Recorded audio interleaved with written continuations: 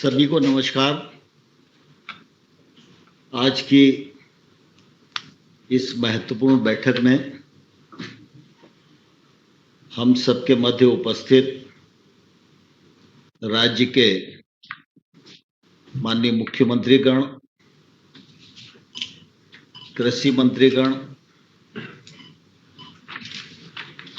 मुख्य सचिवगण, हमारे भारत सरकार के कृषि एवं किसान कल्याण मंत्रालय के राज्य मंत्री श्रीमान कैलाश चौधरी जी, बहन शोभा जी, हमारे सचिव संजय अग्रवाल साहब, सुधांशु पांडे जी, केंद्र सरकार के और राज्य सरकार के सभी अधिकारीगण, मैं इस बैठक में मंत्रालय की ओर से आप सबका हृदय से बहुत बहुत स्वागत करता हूं, अभिनंदन करता हूं। आज की ये महत्वपूर्ण बैठक आयोजित की गई है। इस बैठक में हम सबके साथ माननीय पीयूष गोयल जी भी उपस्थित रहने वाले हैं। आप सब इस बात को भलीभांति जानते हैं, कृषि का क्षेत्र हम सबके लिए महत्व का क्षेत्र है। केंद्र सरकार और राज्य सरकार लगातार इस दिशा में प्रयत्नशील रहती है कि कृषि आगे बढ़े, किसान समृद्ध हो और कृषि के क्षेत्र का योगदान हमारी अर्थव्यवस्था में अधिक से अधिक हो। कृषि और किसान हमारी प्राथमिकता पर पहले से रहा है, आज भी है और आने वाले कल में भी रहेगा। इस प्रतिबद्धता और शिद्दत के साथ सरकार काम कर रही है। पिछले दिनों आप सबके ध्यान में है कि जब कोविड का संकट आया तो देश भर में और दुनिया में प्रतिकूल परिस्थितियां थीं, लेकिन उन परिस्थितियों में जहां एक ओर केंद्र सरकार ने आगे कदम बढ़ाकर कृषि क्षेत्र की कामकाज न रुके, इस मामले में जो आवश्यक ढील देना चाहिए थी उस पर समय से पूर्व निर्णय किया। राज्य सरकारों ने उस दिशा में अपने कदम बढ़ाए। परिणाम स्वरूप किसान ने अपना कामकाज भली प्रकार से किया। सरकार ने जो सुविधाएं अपेक्षित थी, लॉजिस्टिक्स से लेकर उपार्जन तक की, उन सारी सुविधाओं को संपन्न करने की एक सफलतम कोशिश की। एक तरफ प्रतिकूलता थी, दूसरी तरफ किसानी का काम चल रहा था और तीसरी तरफ किसान का ध्यान अगली फसल को बोने की ओर भी था। हम सब ने अनुभव किया कि कोविड की इस प्रतिकूल परिस्थिति में फिर से एक बार किसान ने और हमारी कृषि ने दोनों ने अपनी प्रासंगिकता को सिद्ध किया है। और इस हम सबकी मान्यता है कि जो हमारी प्रधानता है, अगर प्रधानता मजबूत होगी, उसके हित में हमारी सरकार की नीतियां रहेंगी, हमारा सोच दूरगामी रहेगा, तो ये किसानी की ताकत हमारे देश की ताकत को वृद्धि करने में और मददगार होगी।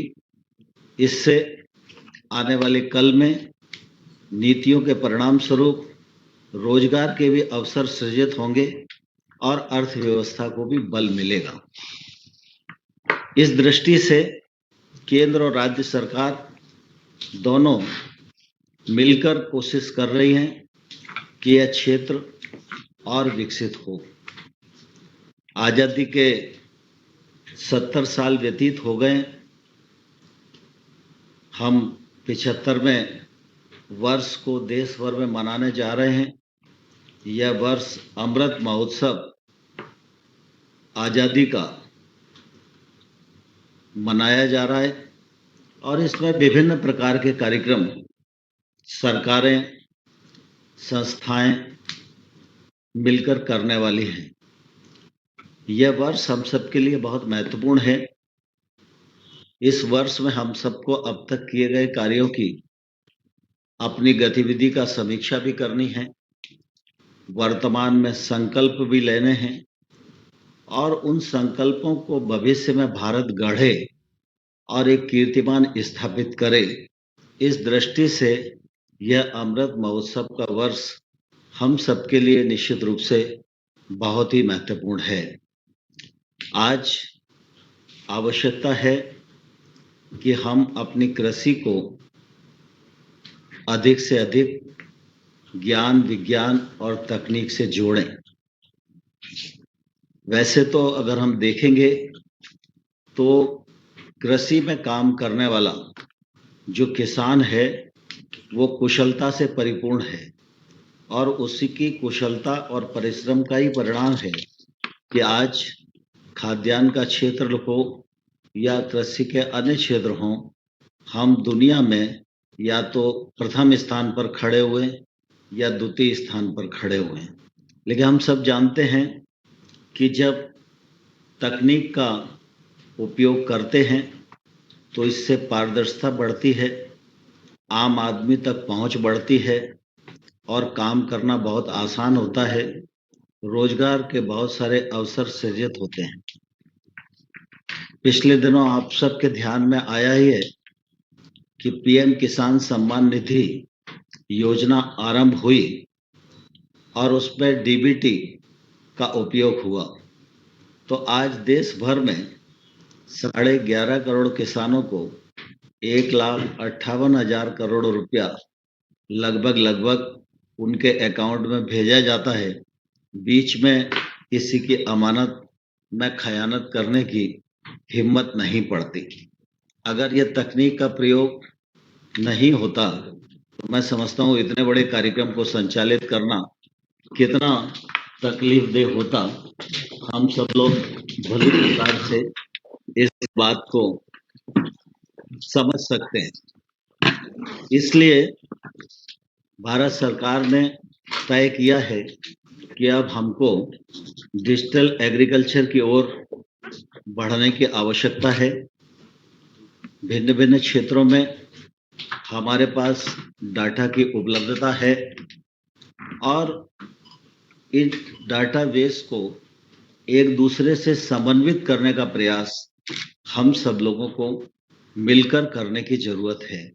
अगर ये समन्वित प्रयास हमारा सफल होगा तो निश्चित रूप से इसका कृषि के क्षेत्र को भी फायदा होगा, कृषि की योजनाओं को ठीक प्रकार से क्रियान्वित करने में भी हमको सफलता मिलेगी और यह टेक्नोलॉजी का उपयोग निश्चित रूप से हमको अपनी एडवांस प्लानिंग करने में भी मदद कर पाएगा और जो चूकें आज यदा कदा हम लोगों से होती हैं उसका नुकसान समय समय पर हम लोगों को और देश को, किसान को भुगतना पड़ता है। हम उससे भी बच पाने की स्थिति में रहेंगे। मुझे यह बताते हुए खुशी है कि अभी तक मंत्रालय ने जो काम किया है उसमें 5.5 करोड़ किसानों का डाटा आधार से लिंक करके इकट्ठा किया है। लैंड रिसोर्स मिनिस्ट्री से भी बातचीत करके भूमि का रकबा जोड़ने का काम किया जा रहा है और कोशिश है कि दिसंबर तक ये 8 करोड़ हो जाएगा। इस डाटाबेस से भूमि का रकबा भी जुड़े, बैंक भी जुड़े, पीएम किसान भी जुड़े, फसल बीमा भी जुड़े और राज्यों के सहयोग से अन्य योजनाएं इस प्लेटफॉर्म पर आ जाएंगी तो निश्चित रूप से एक तौर से हमको काम करने में अभूतपूर्व सुविधा प्राप्त होगी और लोगों को केंद्र सरकार और राज्य सरकार को समझने में, उसको समझकर अपनी दिशा तय करने में और सरकारों को भी अपना मूल्यांकन और आकलन करने में जो सुविधा प्राप्त होगी उसका बहुत लाभ देश को होएगा। इसी दृष्टि से हम सब अनेक बार यह अनुभव करते हैं कि फसल का आकलन जब हम करके भेजते हैं तो प्रथम आकलन, द्वितीय आकलन, तृतीय आकलन और अंतिम आकलन में कभी-कभी अनुभव आता है जमीन और आसमान का अंतर है और उसके कारण जब उपार्जन की स्थिति आती है तो बार-बार फिर राज्यों को, केंद्र सरकार को आग्रह करना पड़ता है। केंद्र सरकार की भी अपनी सीमाएं होती हैं। केंद्र सरकार चाहती है कि राज्यों को हर संभव सहयोग करे, लेकिन उसको भी सीमाओं के अंतर्गत रहकर ही काम करना पड़ता है। दृष्टि से कर्नाटक सरकार ने एक बहुत अच्छा प्रयोग किया है और मैं समझता हूँ वो प्रयोग सभी राज्यों के लिए अनुकरणीय है। आज हम सब लोग ये डिजिटल एग्रीकल्चर कर्नाटक मॉडल, इसको प्रेजेंटेशन के माध्यम से आप सबके सामने रखने जा रहे हैं और मुझे आशा है कि मुख्यमंत्रीगण, मंत्रीगण और सभी अधिकारीगण इस दिशा में ध्यान देंगे और इस दिशा में हम आगे बढ़ेंगे तो काफ़ी ठीक स्थिति में हम पहुंच सकते हैं। इसी प्रकार से आत्मनिर्भर पैकेज के अंतर्गत प्रधानमंत्री जी ने कृषि अधोसंरचना कोष, इंफ्रास्ट्रक्चर फंड की घोषणा की थी। मैं समझता हूँ कि आज़ादी के बाद ये पहला और बड़ा अवसर है। इस अवसर का उपयोग कृषि के क्षेत्र में जो गैप हैं उनको भरने के लिए हम लोग कर सकते हैं। आमतौर पर अनुभव ये आता है कि किसान हो या अन्य संस्थाएं हों, जब वो बैंक में जाती हैं तो बैंक्स में लोन लेते समय उनके चप्पलें घिस जाती हैं, लेकिन लोन उनको उपलब्ध नहीं हो पाता।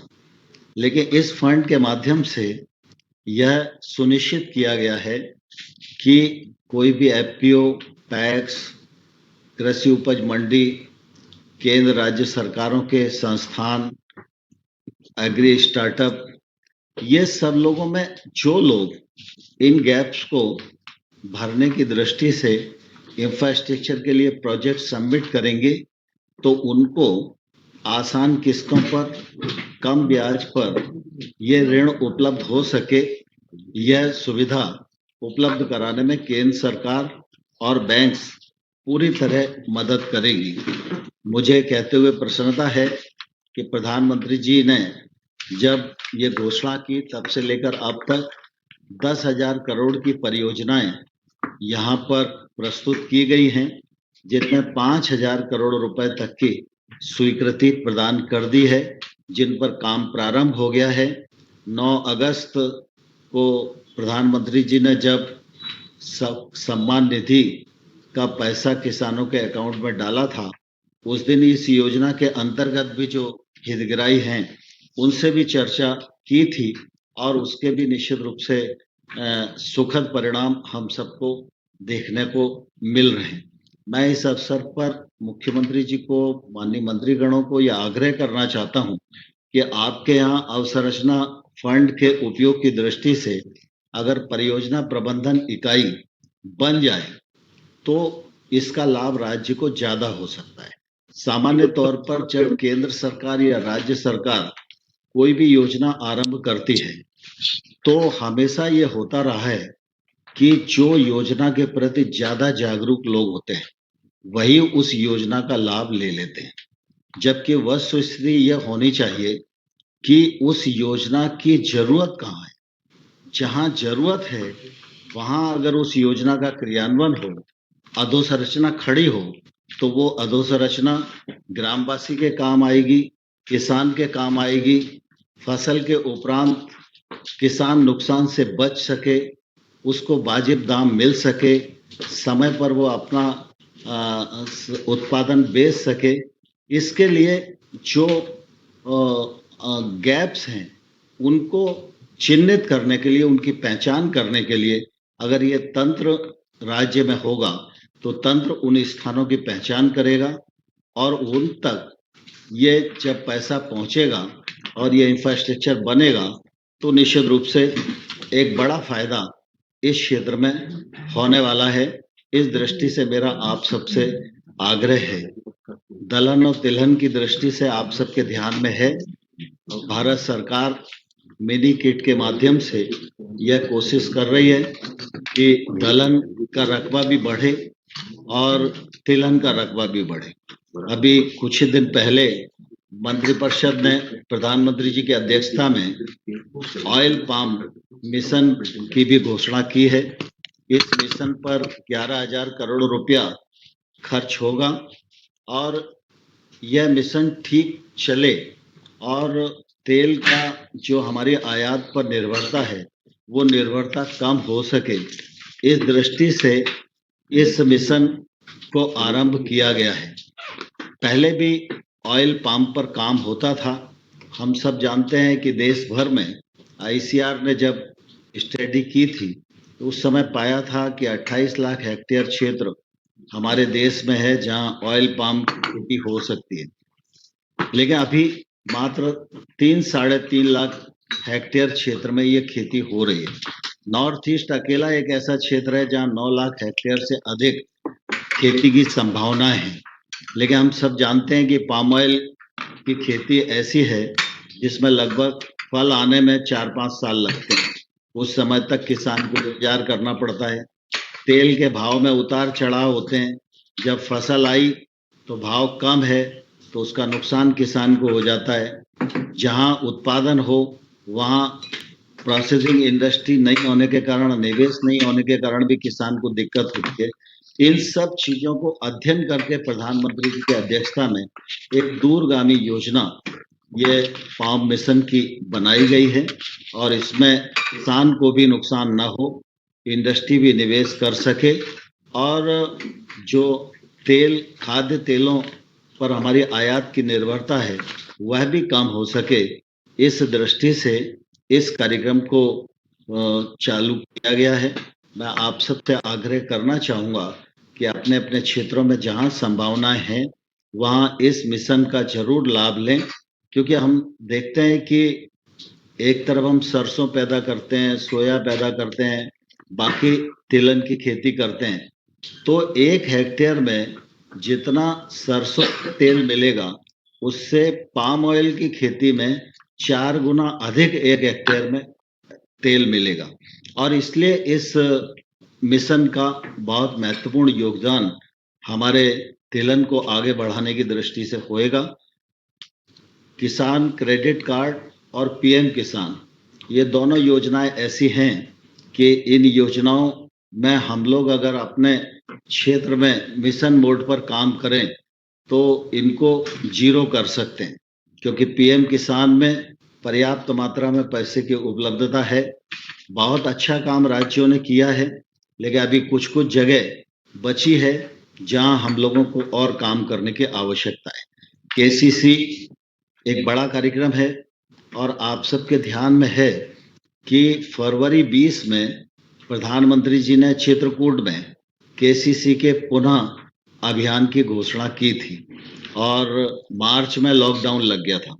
लेकिन इस लॉकडाउन की स्थिति में भी प्रधानमंत्री जी की दृढ़ संकल्पना के परिणाम स्वरूप बैंकर्स ने, किसानों ने परिश्रम किया और पीएम किसान का एक पूरा डाटाबेस हमारे पास था जिसकी उपलब्धता बैंकों को हुई और मुझे कहते हुए प्रसन्नता है कि इस कोविड काल में ही 2 करोड़ से अधिक किसानों को केसीसी के कवर के अंतर्गत लाया गया और 2,44,000 करोड़ रुपया किसानों के पास अल्पकालीन ऋण के रूप में पहुंचा, जिसका फायदा निश्चित रूप से खेती और किसानों को, किसानी को मिला है। मैं इस अवसर पर यह भी आप सबको कहना चाहता हूं, माननीय पीयूष गोयल जी हम सबके मध्य आ गए हैं, वो ट्रेड की बात आप सबके समक्ष करेंगे। मैं आप सभी को बहुत बधाई देना चाहता हूं कि हमारी कॉमर्स मिनिस्ट्री और राज्य सरकारों और किसानों के योगदान के परिणाम स्वरूप ही यह संभव हो पाया है कि निर्यात के क्षेत्र में भारत शीर्ष 10 देशों में की गिनती में आ गया है। इसके लिए सभी राज्य सरकार और किसान भाई और बहनों को मैं अपनी ओर से बहुत बधाई देना चाहता हूं और मैं इस अवसर पर बहुत कुछ न कहते हुए यह अपेक्षा जरूर करूंगा कि जो प्रेजेंटेशन है हम सभी लोग उसको गंभीरता से देखें। इसमें आपके जो सलाह और सुझाव होंगे वो भी जरूर दें, लेकिन इन सब कार्यक्रमों को हम जितना जल्दी आगे बढ़ाएंगे तो निश्चित रूप से किसानी के क्षेत्र में जो आने वाले कल में क्रांति आएगी वह देश को आगे बढ़ाने में और देश को आगे आत्मनिर्भर बनाने में बहुत ही मददगार होगी। आप सबका इस अवसर पर बहुत बहुत स्वागत करता हूं, बहुत अभिनंदन करता हूं